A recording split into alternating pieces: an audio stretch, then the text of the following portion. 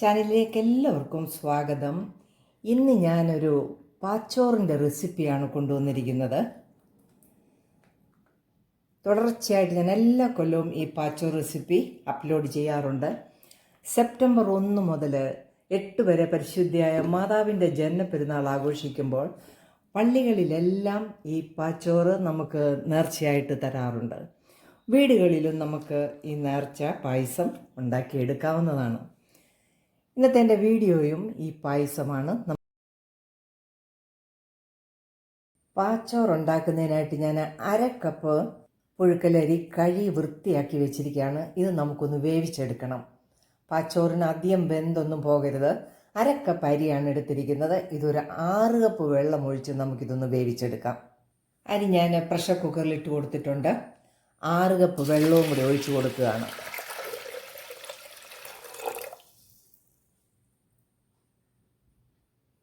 നല്ല വെന്ത് വറ്റി വരാൻ വേണ്ടിയാണ് വെക്കുന്നത്. ഒട്ടും വെള്ളം ഇതിൽ കാണരുത്. അരി നമുക്ക് വേകാനായിട്ട് പ്രഷർ കുക്കറിലെല്ലാം എടുത്തിട്ടുണ്ട്. നമുക്കിതൊന്ന് വെന്തെടുക്കാം.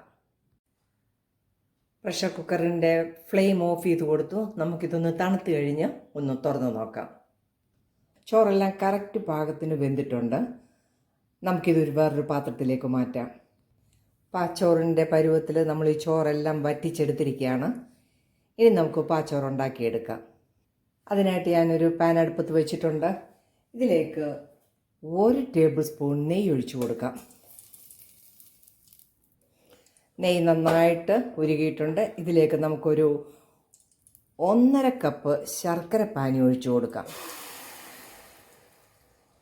ഞാൻ അരിച്ചെടുത്ത് വെച്ചിരുന്ന ശർക്കര പാനിയായിരുന്നു. നമുക്കൊന്ന് ഇളക്കി കൊടുക്കാം.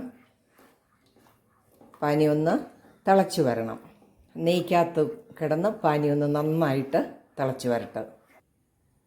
നമ്മൾ 1/2 കപ്പ് പുഴുക്കലരിയാണ് എടുത്തിരിക്കുന്നത്. അവനവന് വേണ്ട ക്വാണ്ടിറ്റി എത്രയാണോ അതനുസരിച്ച് അരിയുടെ അളവ് കൂട്ടണം. അതുപോലെ തന്നെ ശർക്കര പാനിയുടെയൊക്കെ അളവ് കൂട്ടണം. തിളച്ച് വരുന്ന ശർക്കര പാനിയിലേക്ക് 1 കപ്പ് തേങ്ങാ പീരയിട്ട് കൊടുക്കാം. നമുക്കിതിന് തേങ്ങാപ്പാലല്ല വേണ്ടത്, തേങ്ങ ചുരണ്ടിയതാണ് വേണ്ടത്. നന്നായിട്ടൊന്ന് ഇളക്കി കൊടുക്കാം.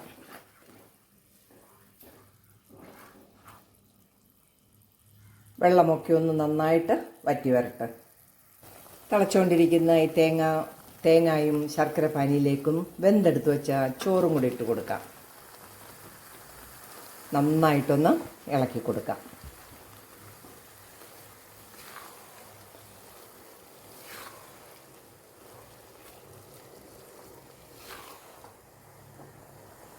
നമുക്ക് ആ മധുരം ഒന്ന് ബാലൻസ് ചെയ്യാനായിട്ട് ഒരു പിഞ്ച് ഉപ്പിട്ട് കൊടുക്കാം. 1 ടീസ്പൂൺ ജീരകം പൊടിച്ചതിട്ട് കൊടുക്കാം. 1 ടീസ്പൂൺ കാടമം പൊടിച്ചതിട്ട് കൊടുക്കാം. നന്നായിട്ടൊന്ന് ഇളക്കി കൊടുക്കാം. ഫ്ലെയിം കുറച്ച് അതിലെ വെള്ളമൊക്കെ ഒന്ന് വറ്റുന്നിടം വരെ നമുക്ക് ഇട്ട് കൊടുക്കാം. നമുക്ക് ഫ്ലെയിം കുറച്ച് വെച്ച് വെള്ളം ഒന്ന് വറ്റിച്ചെടുക്കാം. ഈ പ്രാവശ്യം ഞാൻ ഉണ്ടാക്കിയ ഈ പാച്ചോറിന് ഞങ്ങളുടെ പള്ളിയിലെ പാച്ചോറിൻ്റെ നല്ല രുചിയുണ്ട്. ഞാനതുണ്ടാക്കുന്നതൊക്കെ പോയി നിന്ന് കണ്ടിട്ടുണ്ട്. ആ സെയിം രുചിയാണ് ഈ പ്രാവശ്യം ഉണ്ടാക്കിയ ഈ പാച്ചോറിന്. ഇതിലേക്ക് 1 ടീസ്പൂൺ നെയ്യും കൂടെ ഞാൻ ചേർക്കുകയാണ്. ടേസ്റ്റിന് വേണ്ടി ചേർക്കുകയാണ്.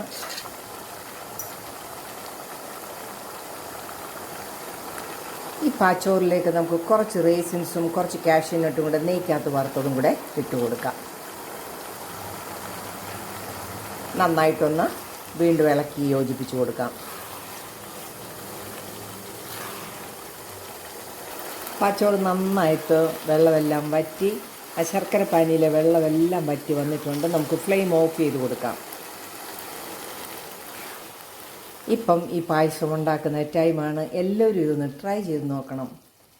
ഇഷ്ടമായാൽ എൻ്റെ ചാനൽ ലൈക്ക് ചെയ്ത് സപ്പോർട്ട് ചെയ്യാൻ മറന്നു പോകല്ലേ. നാളെ നല്ല വീഡിയോയുമായിട്ട് വീണ്ടും നമുക്ക് കാണാം. Thank you.